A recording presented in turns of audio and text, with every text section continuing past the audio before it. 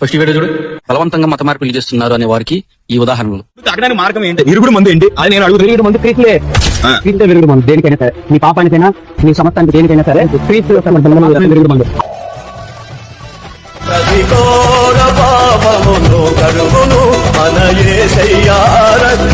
సువార్తను అడ్డుకోవడానికి వచ్చిన అతన్ని దేవుడు అప్పటికప్పుడే మార్చేశాడు.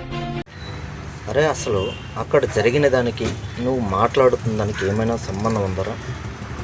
ఒకవేళ నువ్వు అన్నట్టుగా ఆడ తాగాడే అనుకో, వాడికి ఏం చెప్పాలి? అరే నువ్వు తాగడం వల్ల నీకు నీ కుటుంబానికి తీర నష్టం కలుగజేస్తుంది, నీ ప్రాణాల మీదకి వచ్చే ప్రమాదం ఉంటుంది.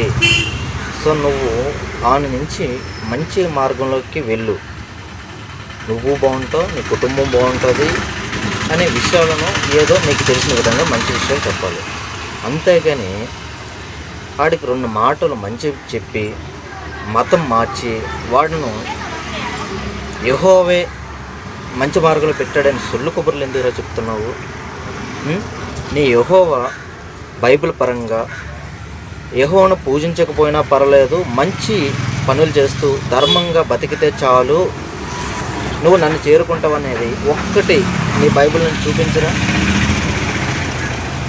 వచ్చానా కొడకల్లారా, ఏం మాట్లాడుతున్నారా?